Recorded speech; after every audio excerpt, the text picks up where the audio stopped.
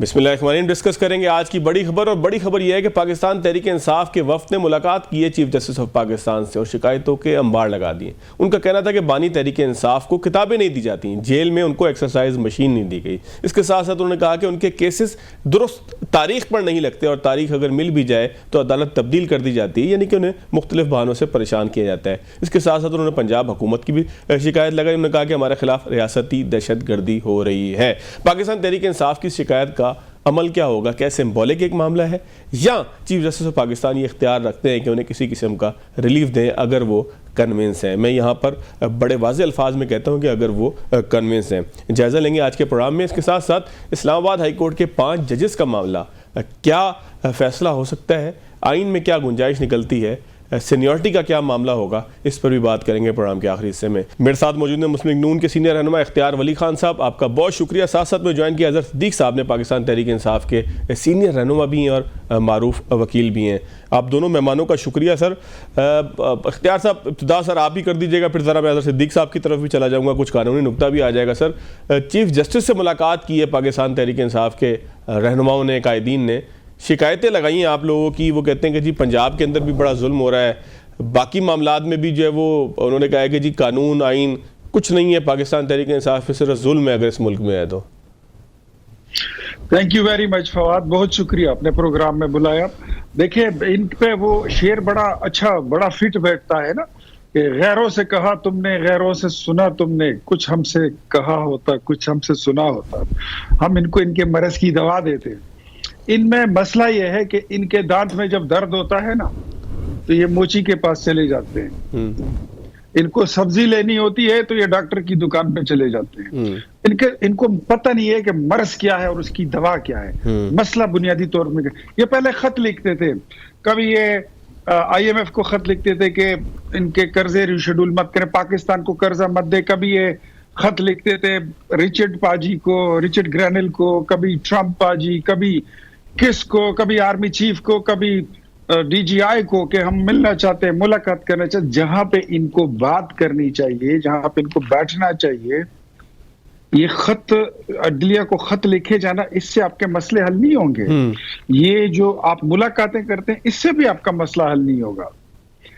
आप head of the state के साथ अगर आपका प्रॉब्लम है तो आपको बैठना होगा हेड ऑफ द स्टेट के साथ ही, आपको वजीर आजम के साथ। सर, उसका जवाब भी ये देते हैं इख्तियार साहब, उसका जवाब भी ये लोग ये देते हैं, पाकिस्तान तहरीक इंसाफ के हमारे दोस्त, कि आप लोगों के पास इख्तियार नहीं है। सर, ये जो आपका एतराज़ है कि जी आपने इसको क्यों खत लिखा, उससे क्यों बात की, तो ये कहते हैं जब आपसे बात करें तो आपके पास तो इतना इख्तियार नहीं है कि आप जेल में कोई मुलाकात करवा सकें। इनकी आज तक जितनी मुलाकातें हुई हैं, ये बताएं कि वो किसी अमरीकी प्रेसिडेंट ने करवाई है, नेतन्याहू ने करवाई है, नरेंद्र मोदी ने करवाई है, किसने करवाई है? हम ही ने कराई। एक मुलाकात ये बता सकते हैं जो किसी के जोर जबरदस्ती और प्रेशर पे इन्होंने की हो? सर, अदालतों के हुक्म पे नहीं होती अक्सर मुलाकातें? तो मैं वही तो कह रहा हूं ना कि अगर मुलाकात का जो मैनुअल है जेल का, उसी पे चलता होता है। ये इनको बैठना होगा चीफ एग्जीक्यूटिव, आईन पाकिस्तान और दस्तूर पाकिस्तान के मुताबिक जो चीफ एग्जीक्यूटिव है वो मुल्क का वजीर आजम होता है। आपको वहां पे जाके बैठना होगा, उस पार्लियामेंट में बैठना होगा जिसमें आपको बोलने के लिए और बात करने के लिए, पॉलिसी साजी के लिए, कानून साजी के लिए, दस्तूर साजी के लिए अवाम ने भेजा है। अगर आप फार्म 47 के नुमाइंदे नहीं हैं तो लेकिन अगर आप उसी तरह ही है तो बस ठीक है, फिर आप कीजिए। लेकिन मैं आपको एक बात बताऊं फवाद, के तमाम मामलात का हल मौजूद होता है, लेकिन तहरीक इंसाफ भले जिधर जाए, जिधर भी है, ये जहां जाएंगे, जिसके साथ मुलाकात करेंगे, जहां जहां खत लिखेंगे, वापस घूम फिर के हमारे पास ही आएंगे।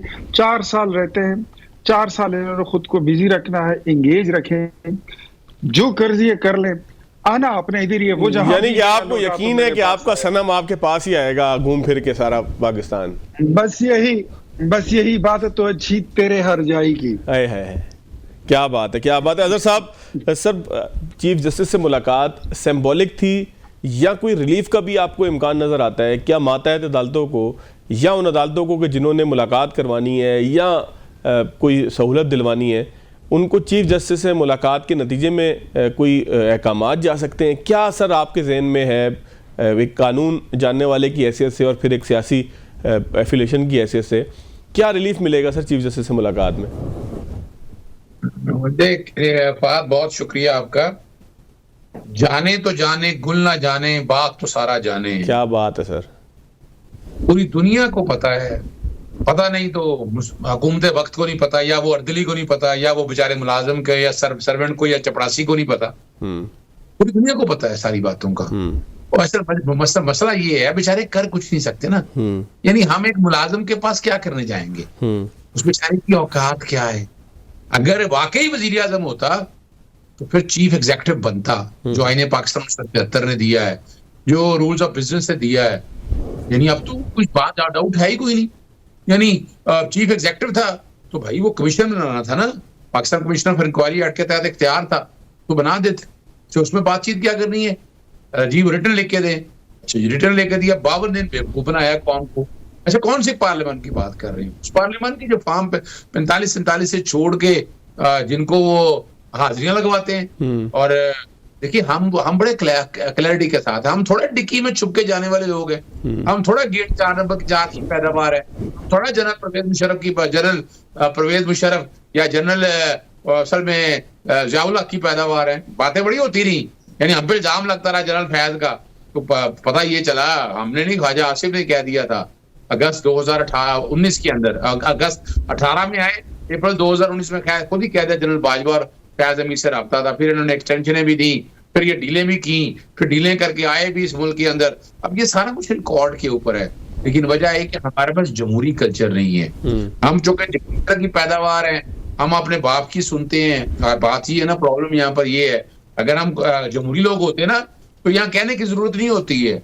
अगर आप देखें ना कि मुल्क का सरबराह अगर हो, तो अगर वो एक बाप के तौर पर किरदार अदा ना करे, एक माँ के तौर पर किरदार ना अदा करे, अगर वो एक दुश्मन के तौर पर किरदार अदा करे, और अगर वो ये कहे कि मुझे पता ही कुछ नहीं है, तो वो जब सारा कुछ रिकॉर्ड के ऊपर है तो मौका बड़ा मिला इनको और टाइम था इनके पास। फर्क सिर्फ इतना आया कि पाकिस्तान तहरीक इंसाफ जमहूरी जमात साबित हुई, ये डिक्टेटर या हाइब्रिड रजीम की पैदावार साबित है।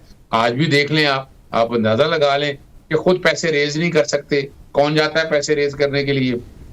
हम साहब वाले से गुफ्तगू करने हो तो खुद चले शक्ल के लिए जाते हैं, लेकिन कौन जाता है ये हर एक को पता है। तो असल तो हुकूमत उनकी है, और हमने कोई किसी से आज तक कोई नहीं मांगी बाखुदा। हमने किसी को ये नहीं कहा, हमने IMF को बिल्कुल रीशेड्यूल का नहीं कहा। हमने IMF को कहा था कंप्लायंस करनी है ह्यूमन राइट्स की, जो कवानीन है, जो रूल ऑफ लॉ की रूल ऑफ लॉ के। फिर हमने नहीं, UN वर्किंग पेपर जब आया उन्होंने बताया कि पाकिस्तान में आर्बिट्रेरी डिटेंशन है, इमरान खान साथ ज्यादती हो रही है, और अगर यूके के पार्लियामेंटेरियन बैठे तो उन्होंने ह्यूमन राइट वायलेशन, ये कौन सी है? यानी अपना बच्चे को तो अंदाजा है, मौका अच्छा था इनके पास, ये बेहतरीन मौका था। आज जो मर्जी कह दें, आज अगर सच्चे होते तो कमीशन बनाने में क्या अर्ज था? सच्चे थे ना, तो कमीशन बनाना था, हर चीज सामने आ जाती। लेकिन वजह है कि झूठ के पाँव नहीं होते, और ये जो मर्जी हम कह लें, जिस तरह मर्जी कह लें। अब इख्तियार भाई तो आपको पता है ना, बे इख्तियार है, उनके पास तो इख्तियार है कोई नहीं। इख्तियार जिनके पास है वो इख्तियार हर एक को पता है इख्तियार किनके पास है। अगर ये और आज अगर मुलाकात की है तो मुलाकात भी देखिए वो चीफ जस्टिस की ख्वाहिश पे की, हमें कोई शौक नहीं है मुलाकात करने का। और वो वज़ीर आज़म खुद गए, माँ अपने सादो सामान के वो जाकर गुफ्तगू करके आया था, जो सोशल मीडिया बहुत बातें हुई, बुलाया गया तो हमने जाके क्या बताया? हमने तो बाखुदा कोई झूठ नहीं बताया। हमने बताया प्रोडक्शन ऑर्डर नहीं होते, हमने बताया मुलाकातें नहीं होती। मुलाकातें इन्होंने करनी हो भाई, कोर्ट के ऑर्डर हुए हैं, तो हिन अदालत की दरखास्तें दायर हुई हैं, तब जाके मुलाकात। यानी ये तो बड़ी बातें करते रहे ना कि VIP खाने, और ये वो पता लगा जनाब कि इमरान खान तो खाना वहीं का खाते हैं, पता लगे बताते रहे कि घर के खाने आते रहे, पता नहीं क्या क्या कुछ कहते रहे। सारा कुछ अब हाईकोर्ट के रिकॉर्ड पे आ चुका हुआ है, और हर चीज ये जो मर्जी आज कहते रहे, तारीख लिखी जा रही है, एक एक चीज तारीख का हिस्सा बन रही है। तो अब तो जुल्फकार अली भुट्टो को रोते थे ना, तो अब जब लिखी जा रही है, उसके बाद पता चलेगा कि लीडर पाकिस्तान के अंदर जमहूरी लीडर एक ही पैदा हुआ, और उसका नाम इमरान खान है, जो इस जमहूरियत को बचाने के लिए कोशिशें कर रहा है, लड़ रहा है, मेरी और आपकी जंग लड़ रहा है। जाती ना को डील ली ना को ढील ली, सारे केसेस यहीं पर सुनाए हुई, अपीलें फाइल की, बरियत हुई, और आपके सामने अब जब कुछ नहीं रह गया, जब देखा कि हाई कोर्टों से, सुप्रीम कोर्ट से रिलीफ मिल रहा है मेरिट के ऊपर, तो इन्होंने 26वीं आईनी तरमीम के जरिए वो भी कू किया, जुडिशियल कू किया। हाई कोर्ट, सुप्रीम कोर्ट में जजेस अपनी मर्जी के, हाई कोर्ट में अपनी मर्जी के, अगर इस्लामाबाद हाई कोर्ट नहीं मान रही थी। मैं अजहर साहब इस्लामाबाद हाई कोर्ट का आपने बड़ा सारा कुछ है ना, ये इसमें बहुत बड़ा आप अंदाजा लगाइएगा, वर्किंग पेपर आएगा इंशाल्लाह। ठीक हो गया। इख्तियार साहब, सर आप ही फरमाइएगा इख्तियार वली साहब, अब जिस तरह से अजहर सिद्दीक साहब ने आप लोगों को बिल्कुल एक क्लियर एक ताना दिया है कि आप लोग जमहूरी नहीं हैं, डिक्टेटर की पैदावार हैं, और तमाम डिक्टेटर्स का हवाला भी उन्होंने दिया है, लेकिन सर इसमें सबसे अहम बात यह है कि मरियम बीबी जहां खिताब कर रही हैं वो कहती हैं कि जी हमने खान साहब को सहूलियात जेल में दी हैं, हमने तो नहीं कहा कि जेल के अंदर जो है वो ऐसे उतार लिया जाए। दूसरी जानब सर मंजर आम पे ये बात आ रही है कि किताबें भी नहीं दे रहे, एक्सरसाइज मशीन तक जो है वो उनसे छीन ली गई है। देखिए, ये अजहर सिद्दीक भाई जो है ना, ये बहकी बहकी बातें कर रहे हैं, पता नहीं इनकी चाय में किसी ने क्या मिला दिया है, ये अजीब अजीब बातें करते हैं जो समझ में ना आने वाली बातें हैं। दूसरा जो आप कह रहे हैं ना, ये कि इमरान खान की किताबें, वर्जिश की, परसों मेरे साथ एक साथी बैठे थे, इनके वो भी वकील हैं, वो फरमा रहे थे कि जी इमरान खान को डेथ सेल में रखा गया है। मैंने कहा चैलेंज करता हूं और कबूल करो कि 1 मिनट इमरान ने, 1 minute single minute death cell में उसने नहीं गुजारा। फिर कहता है जी मेरी तो इन्फॉर्मेशन है, तो मैंने कहा इन्फॉर्मेशन की बातें अगर टीवी पे करोगे तो अब जो अजहर सिद्दीक साहब कह रहे हैं तो पीका लग जाएगा, इख्तियार वली खान साहब, तो मैं पीका लग जाएगा। तो मैं वही कह रहा हूँ कि जो आप कह रहे हैं ना, इसको देखिए मैं एक बात कर लूं सिर्फ, मैं चैलेंज कबूल कर रहा हूं, सबर करें। इख्तियार साहब, चैलेंज कबूल हो गया आपका, यहाँ पे जो वहां कबूल नहीं हुआ था ऑफ द रिकॉर्ड। देखिए, मैं इतना बेरहम हूं नहीं। परसों मैंने इनके एक और मेंबर को, अब्दुल लतीफ, मैं नाम ही ले लेता हूं, उस दिन मैं बात जो कर रहा हूँ वो नईम हैदर पंजोता साहब बैठे थे, उसके बाद फिर बैठे थे अब्दुल लतीफ साहब, मैंने उसको भी वार्न कर दिया। और मैं अभी ये भी नहीं चाहता कि मुफ्त में इनको जेल हो जाए और ये खामखा बोले कि मेरे सफेद बालों का भी ख्याल नहीं किया। अजहर भाई जो है ये तो ब्लैक बेल्ट भी हैं, तो मैं नहीं चाहता कि इस तरह के कोई वाकया हो, तो बराए मेहरबानी दरखास्त नहीं इख्तियार भाई, चैलेंज कबूल कर रहा हूं मैं, आ जाए चलते हैं। कब वो लड़ने का नहीं कह रहे, वो तो चैलेंज कबूल कर रहे हैं। आप ब्लैक बेल्ट का ताना दे रहे हैं इख्तियार साहब, वो तो चैलेंज कबूल कर रहे हैं आपका। अगर ये चैलेंज कबूल कर रहे हैं तो मैं इनके नाश्ते से शिया सीट्स बरामद कराऊंगा, इनके लीडर के खाने से देसी। सुने हौसला करें। मैं वही कहा ना कि आपकी चाय में पता नहीं किसी ने क्या मिला दिया, आप जज्बाती बड़े हो जाते हैं। आपके लीडर के खाने में देसी मुर्गे शामिल हैं, आपके लीडर के पास एक्सरसाइज की मशीनें मौजूद हैं, उसके पास किताबें मौजूद हैं।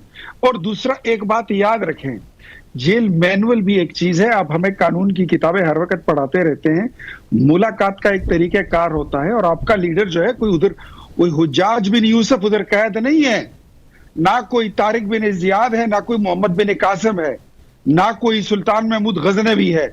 इमरान अहमद नियाजी है और 190 मिलियन पाउंड चोरी के केस में वो सजा भुगत रहा है, अपने अहलो अयाल और टब्बर समेत।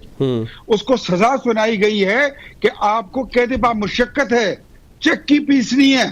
तो ऐसे चोर को मिलने के लिए एक तरीकेकार से गुजरना पड़ता है। ये कोई वीआईपी मुलाकातें जिस तरह आपके मुंह को वो टेस्ट लग गया है ना लहू का, वो अब आपको नहीं मिलने वाला। ये वो दौर नहीं रहा। आप ये जो हवाई और खलाई बातों में रहते हैं ना, जो मरीख पे आपका जहन जब चलता है कि जनरल बाजवा आएगा तो जनरल जहीर आएगा तो जनरल फैज आएगा, वो जलसे वलसे जो आपके हुआ करते थे, वो जो आप 70-75 लोग नून के कौमी असेंबली के काट के अपने खाते में डाल लेते थे, वो चीजें अब नहीं होंगी। और ये याद रखो, एक बात और आपको बताऊं मैं अजहर भाई, सुन लीजिए, हुकूमत 4 साल की रहती है, पूरे 4 साल हम लेंगे, उसके बाद फिर आएंगे, भारी मैंडेट के साथ आएंगे। और ये भी आपको बता दूं कि अगर हम नहीं होंगे, हमारे जैसा कोई और होगा, वो नहीं होगा तो उसके जैसा कोई और होगा। लेकिन याद रखो, आपकी हुकूमत कभी भी नहीं आएगी। You are the gone case, you are the close chapter now. Close transaction है नहीं है अजहर सिद्दीक साहब, मैं आपसे जरूर जवाब लूंगा। सर एक ब्रेक लेता हूं, ब्रेक के बाद दोबारा आते हैं। ब्रेक के बाद खुश आमदीद। अजहर सिद्दीक साहब मौजूद हैं, इख्तियार वली खान साहब मौजूद हैं, पाकिस्तान तहरीक इंसाफ और नून लीग से बिल तरतीब। अजहर सिद्दीक साहब, आप लोग क्लोज एंड पास ट्रांजेक्शन है, ख़त्म हो चुका है आपका किस्सा, ये इख्तियार वली खान साहब ने आखिरी जुमले कहे थे। अगर ये वाकई जो है वो ख़त्म हो चुका है ये केस, तो क्या ईद के बाद तहरीक कोई उठती हुई आपको दिखाई दे रही है, क्लोज एंड पास ट्रांजेक्शन जो खुद आप लोग हैं? अच्छा, मुझे ये बताएं, मैंने कहा ना कि इख्तियार भाई हमारे बेइख्तियार हैं, बातें तो बड़ी बड़ी कर गई इन्होंने, यानी ये कौन करता है, याद रखिएगा ना, ये बातें मुशर्रफ भी किया करता था, ठीक है ना, ये बातें मौजूदा क़यादत भी कर रही है, उससे पहले अगर आ जाए ज़ियाउल हक भी ये करता रहा था। ये सारा कुछ रिकॉर्ड के ऊपर है, कौन करता रहा है, डिक्टेटर करते हैं ऐसी बातें, जमहूरी लोग नहीं इस तरह की बातें करते, जमहूरियत यकीन करते हैं वोट की ताकत के ऊपर। तो इन्होंने खुद अपनी बातों से, मैं वकील हूं, उन्होंने साबित कर दिया कि फैसला साज कोई और हैं, ये उनके खिलाड़ी हैं, ये उनके 11वें खिलाड़ी हैं या 100वें खिलाड़ी हैं, ये रब बेहतर जानता है। फैसला उन्होंने जो किया है वो फैसला ये सुना रहे हैं। हम एक फैसला हम अवाम का भी बता दें, फैसला करना है अवाम ने, और फैसला अवाम ही करेगी इंशाअल्लाह, अवाम की वोट की ताकत से करेगी, जो भी है ये नहीं, अवाम ने 8 तारीख को फैसला कर लिया है अजहर भाई। नहीं किया ना, नहीं 8 को नहीं किया, अवाम ने लानतुल्लाह काज़िबीन जो झूठ बोले उस पे लानत हो, ये साफ सी बात है। 8 तारीख को सारे मीडिया ने दिखाया था क्या हुआ था, 9 तारीख वाले जो कुछ वो रिकॉर्ड के ऊपर है। इख्तियार साहब आपके पास मैं आ जाता हूं सर, ने इतना कुछ बता दिया है, वो सारा कुछ सामने है। ये एवन फील्ड के आज तक सबूत नहीं आ सके, ये जो हकीकत की बातें हैं, ये छोड़े नैब को अपने साथ मिलाकर आप जो मर्जी करते जाइए, अदालत में जाइए। नहीं, नवाज शरीफ मैरिट पे बरी नहीं हुआ, वली साहब मैरिट, इख्तियार वली साहब, नवाज शरीफ मैरिट पे बरी नहीं हुआ, नैब ने आगे कहा कि नहीं जी हमने भी रेफरेंस नहीं चलाना। अजहर साहब जरा तहरीक की तरफ आ जाएं, तहरीक चला पाएंगे आप लोग ईद के बाद, क्या लगता है? मैं ताकि इख्तियार साहब के पास जरा तहरीक के हवाले से भी पूछ लूं ना। देखिए, एक बात बड़ी वाज़ेह है, हम अपोजिशन जमातों के साथ जमहूरी हक है ना हमारा, कोई रोक सकता है हमें? हाँ, ये रोकते हैं 144 लगा देना, नजरबंदी की ऑर्डर जारी कर देना, खंदके खोद देना, इंतशारी जमात का, हर एक को पता है कि खराफती जमात कौन सी है जिसने इस मुल्क की तबाही और बर्बादी की है, उसका नाम नून लीग है। हम बाकायदा रोजों के अंदर हमारी अपोजिशन लोगों से मुलाकातें हैं, उनका इरादा है कि अभी तहरीक ना शुरू की जाए, वो अपनी जगह, हमारा नुक्ता नजर बड़ा क्लियर है। हमने सड़कों पे तहरीक के लिए तैयारी शुरू कर दी है, गली मोहल्ले में हर जगह, तहसील लेवल के ऊपर बाकायदा जलसे जुलूस के लिए, और सड़कों पे हमें ही पता है कि सड़कों के बगैर नहीं जाएंगे, जो कि बता दिया ना उन्होंने, खुद बता दिया कि 5 साल उन्होंने पूरे करने हैं। ये कोई गायब का इल्म तो नहीं है, यानी हम बैठकर सोच ही बैठे हैं कि जो मुशर्रफ ने भी बड़ा सोचा था 10 साल तक, 14 साल तक, 15 साल तक, जनरल बाजवा ने भी बड़ा सोचा हुआ था, जनरल फैज अमीन ने भी बहुत कुछ सोचा हुआ था। कि सोच पे पाबंदी कोई लगा नहीं सकता सर। सोच तो आपके दोस्तों की भी थी सर, तहरीक इंसाफ भी सोचती थी कि 10 साल तक कहीं नहीं जाएंगे, लेकिन अल्लाह खैर करे, अब इख्तियार साहब वाले भी यही सोच रहे हैं। मेरा ख्याल है सब यही सोच के आते हैं कि जाना नहीं है, चाहे फिर वो ज़ियाउल हक हो, चाहे परवेज़ मुशर्रफ सब हो। इख्तियार साहब, सर अजहर सिद्दीक साहब जिस तरीके से कह रहे हैं कि तहरीक तो चलेगी, तो मौलाना फजल रहमान आप KPK के अंदर देख रहे हैं कि सूरत हाल जो है वो बदल जाती है। मौलाना शिरानी साहब की तरफ भी तहरीक इंसाफ ने रुजू करने का फैसला किया है, तो क्या मौलाना फजल रहमान पार्ट बनेंगे उस तहरीक का जिसकी बात हो रही है? और फिर इमरान खान साहब को जो जेल में सहूलियात हैं उसके हवाले से सर आप लोग अगर बड़े ज़र्फ़ का मुजाहरा करें तो क्या फ़र्क पड़ता है मुलाकातों में और सहूलियात में सर? अच्छा फवाद, एक तो मैं आपको पहली बात ये बता दूं कि सदा बादशाही सिर्फ अल्लाह की है और वो ना खत्म होने वाली बादशाही है। वरना ये अजहर सिद्दीक साहब जो है ना, ये इनकी पार्टी, इनका लीडर जो था वो 2035 तक अपना प्लान बनाकर आया था, और फिर EVM मशीन भी ले आए थे कि जी पावे आप कोई भी बटन दबाए, किसी को भी वोट डालें तो उधर बल्ले का निशान जो है वो छप जाएगा। ये इतना लंबा प्लान लेकर आए थे। आज ये ऐसे हो रहे हैं ना कि इनको कोई एक गिलास में एक पानी नहीं दे रहा। अच्छा, ये कहते हैं कि हम तहरीक चलाएंगे। कल की इनकी तहरीक आपने देख ली है? ये पूरे ओवरसीज पाकिस्तानियों को इन्होंने किस काम पे लगाया था कि जनरल आसिम मुनीर आया अपने बड़िया में, उधर जो है अपने एहतजाज करना है। 1.5 मिलियन की आबादी है वहां पर, पाकिस्तानी वहां पर रहते हैं 15 लाख, और उसमें से ये 50 पूरे नहीं कर सके। अच्छा, ना वो इनका वो आदिल राजा, ना हैदर महदी, ना शहबाज गिल, ये खुद ये भी नहीं आए, और ये कहते हैं कि हम तहरीक चलाएंगे। मौलाना साहब की अगर ये उसके कांधे पर बंदूक रख के अगर आपने शिकार करने का आपका प्लान है, तो मैं पहले से बता दूं कि गोली आपकी बैरल से निकलेगी और वापस आपके अपने सीने पे लगेगी। मौलाना साहब आपके साथ नहीं आ रहा, मौलाना आपके साथ कभी भी नहीं बैठेगा। उसकी दो वजूहात मैं आपको सॉलिड बता देता हूं। एक, मौलाना का जो माले मसरूका है वो हमारे घर में नहीं पड़ा हुआ, वो आपके घर में पड़ा है। मौलाना का मैंडेट आपने चुराया है, और खैबर पख्तूनख्वा के हल्के खुल गए तो आपको 47 और 45 का फर्क पता लग जाएगा, और पता लग जाएगा कि एक शेर में कितनी रोटियां पकती हैं। आपको इल्म हो जाएगा, आपको खूब अच्छी तरीके पता चल जाएगा। दूसरा, मौलाना जो है, मौलाना का आपके साथ सिर्फ सियासी इख्तिलाफ नहीं है, मौलाना का आपके साथ अकीदे का भी इख्तिलाफ है, और वो मौलाना साहब आपको बता भी चुके हैं और आपको खुद भी पता है। मौलाना आपके साथ कभी भी नहीं आएगा। आपने अगर कोई इत्तेहाद बनाना है, कोई शैतानी अलायंस बनाना है, डेविल्स अलायंस, तो उसके लिए सबसे पहले आप ये करें कि आप अपने घर को ठीक करें। आपकी अपनी पार्टी में एक सुन्नी इत्तेहाद कौंसिल भी है, एक मजलिस वहदतुल मुस्लिमीन भी है, एक तहरीक इंसाफ है, एक आजाद ग्रुप है, एक असद कैसर ग्रुप है, एक गंडापुर ग्रुप है, एक आतिफ खान ग्रुप है, एक सलमान अकरम राजा ग्रुप है, एक बुशरा बीबी का ग्रुप है, एक अलीमा खान बीबी का ग्रुप है, और पता नहीं कितने ग्रुप हैं। किस नाम से पुकारूं, क्या नाम है तुम्हारा? अपने घर को पहले ठीक करो, अपने मामलात दुरुस्त कर लो। आपने उस बंदे को अपनी पार्टी से निकाला है, शेर अफजल मरवत। मेरी बात याद रखो अजहर सिद्दीक भाई, मैं उस बंदे का कल भी नाकिद था, आज भी हूं, लेकिन ये तारीफ मैंने इलेक्शन के बाद 3-4 दिन बाद ही कर दी थी कि जब सब सारी की सारी पीटीआई चूहों की तरह बिलों में घुस गई थी। Asad Qaiser, Umar Ayub, Gandapur, you name it, person, कोई भी बंदा, वो छुप गए थे, बिलों में घुस गए थे, कोई निकल नहीं रहा था। ये तैमूर सलीम झगड़ा, कोई नहीं निकल रहा था।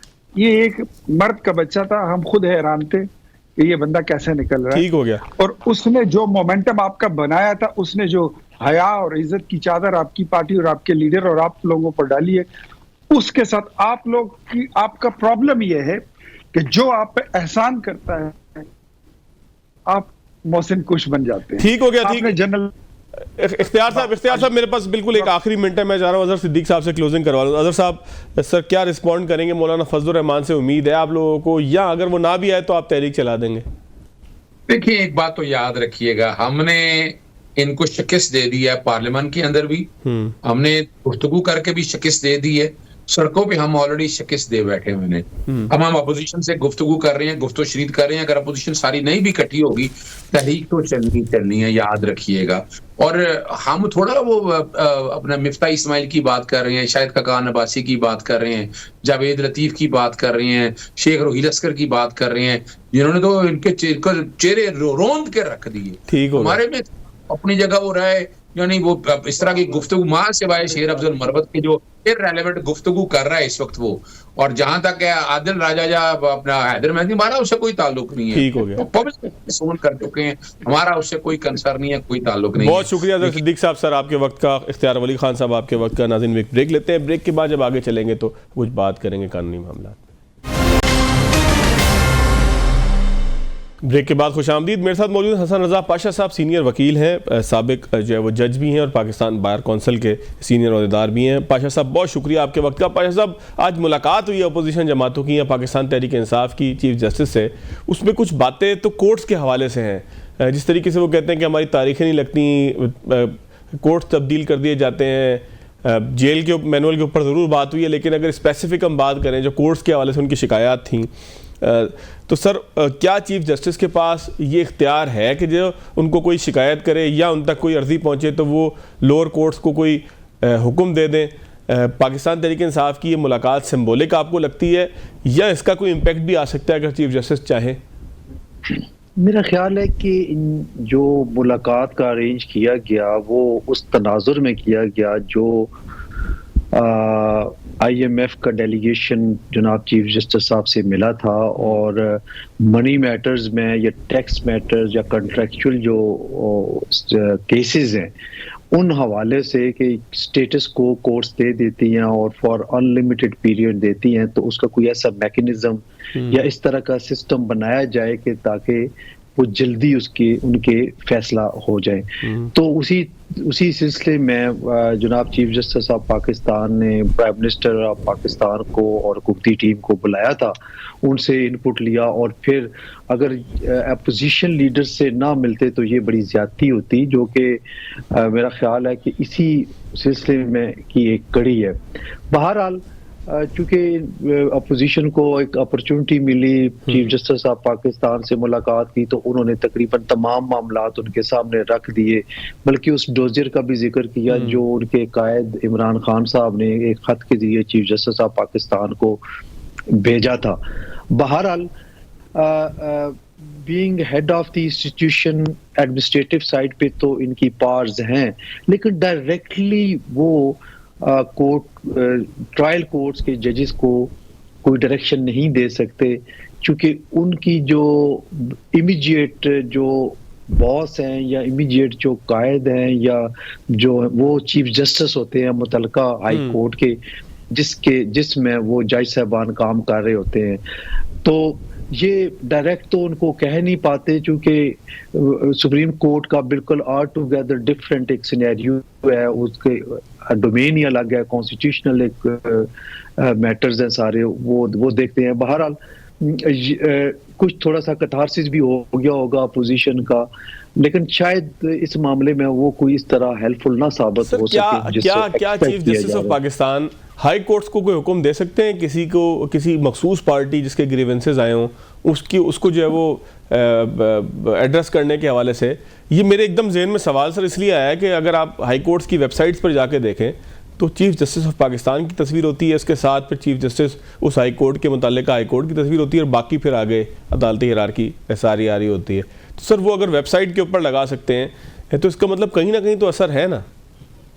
नहीं, मैं ये गुजारिश कर रहा हूँ कि being head of the institution उनका एक इख्तियार जरूर है, और वो है एपेलेट अथॉरिटी के तौर पे एडमिनिस्ट्रेटिव पार्ट सारी मुतलका हाई कोर्ट के चीफ जस्टिस साहिबान के पास है। और आपने देखा होगा कि सुप्रीम कोर्ट ऑफ पाकिस्तान जब कोई जुडिशियल ऑर्डर करती है किसी हाई कोर्ट की जो फैसले के खिलाफ अपील उनके पास आई होती है, और वहां पे जो डायरेक्शन देते हैं वो ये नहीं देते कि वी हियर बाय डायरेक्ट फलां फलां फलां, वो ये कहते हैं कि we expect that the trial court or the honorable high court will proceed this case in this way। तो वो एक्सपेक्ट करते हैं, वो डायरेक्शन नहीं दे सकते, क्योंकि डायरेक्शन जो है वो उस कोर्ट का एडमिनिस्ट्रेटिव साइड पे जो उस कोर्ट का हेड है वो मुतलका चीफ जस्टिस हो सकता है। तो सर इसका मतलब ये है कि चीफ जस्टिस साहब अगर चाहें भी वो कन्विंस हो किसी पार्टी के ग्रीवेंसेस से, मिसाल अभी अब हम आज की बात कर लेंगे, चीफ जस्टिस साहब कन्विंस हो जाए इस बात पे कि तहरीक इंसाफ के साथ ज्यादती हो रही है, तो क्या उनके पास कहीं पर कोई इख्तियार है, कोई सोमोटो ले लें, कुछ ऐसा कर लें जिसमें वो डायरेक्शंस दे दें लोअर कोर्ट्स को कि जिसकी बुनियाद पर जो है वो कोई रिलीफ मिल जाए तहरीक इंसाफ को, या इसकी कोई गुंजाइश ही नहीं है?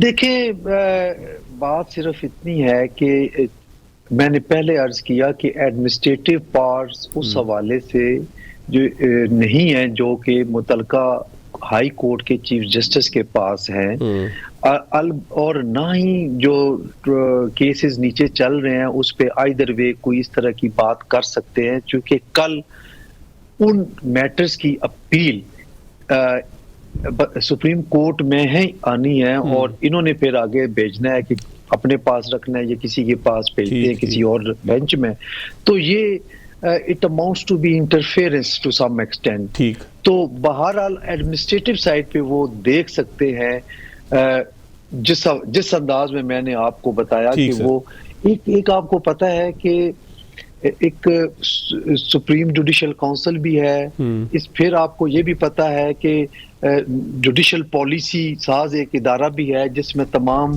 हाई कोर्ट्स के चीफ जस्टिस साहिबान होते हैं, और ये इनकी रेगुलर मीटिंग्स होती हैं, वहां पे इन मैटर्स को रख सकते हैं, लेकिन एडमिनिस्ट्रेटिव साइड पे जुडिशियल साइड पे नहीं रख सकते, क्योंकि पहले मैंने अर्ज किया कि जुडिशियल साइड पे अगर वो रखेंगे या कोई इस तरह की डायरेक्शन देंगे तो फिर वो इंटरफेरेंस बनती है जो अच्छा। कि मुनासिब नहीं है, शायद इस तरह ना भी करे वो। अच्छा सर, दूसरा जो मामला है, एक तो ये बड़ी अच्छी वजाहत आ गई आपकी सर, दूसरा जो मामला है बड़ा अहम है कि इस्लामाबाद हाई कोर्ट में 5 जजेस जो है वो अब उन्होंने वकील भी कर लिया है, बैरिस्टर सलाउद्दीन और मुनीर मलिक साहब।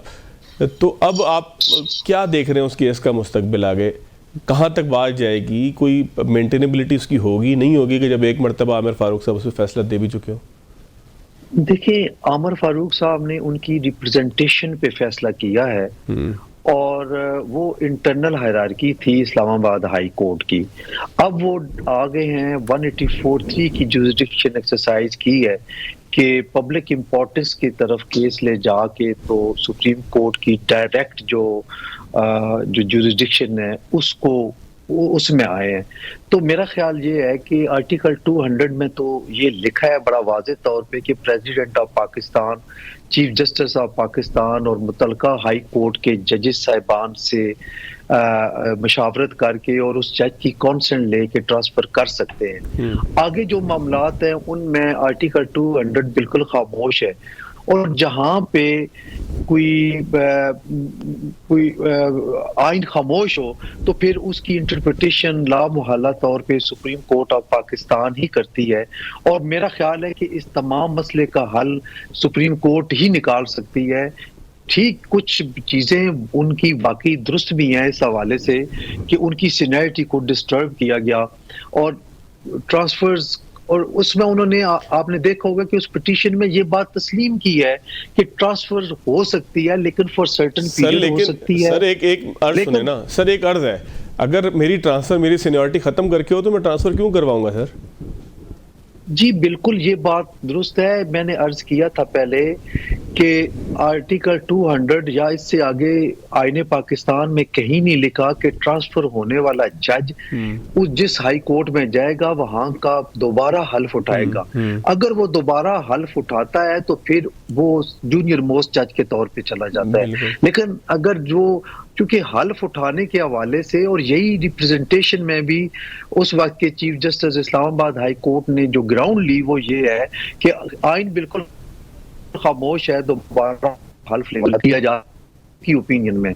तो जब आइन बिल्कुल किसी हवाले से कोई वाजे नहीं है चीज मेंशन उसमें, तो फिर आर्टिकल 184(3) की जो जुरिसडिक्शन सुप्रीम कोर्ट की उन्होंने अज्यूम की है उसमें मेरा ख्याल है कि हर चीज क्लियर हो जाएगी और यकीनी तौर पे ये मामला जाएगा कॉन्स्टिट्यूशनल बेंच के पास और कॉन्स्टिट्यूशनल बेंच इस पे कोई ना कोई अपनी जरूर वर्डिक्ट देगा। इंटरप्रिटेशन ऑफ कॉन्स्टिट्यूशन करने का अख्तियार सिर्फ सुप्रीम कोर्ट ऑफ पाकिस्तान के पास ही है। बहुत शुक्रिया हसन रज़ा पाशा साहब मेरे साथ मौजूद थे। नाज़रीन, आज के प्रोग्राम से इतना ही, इजाज़त दीजिएगा। अल्लाह हाफ़िज़।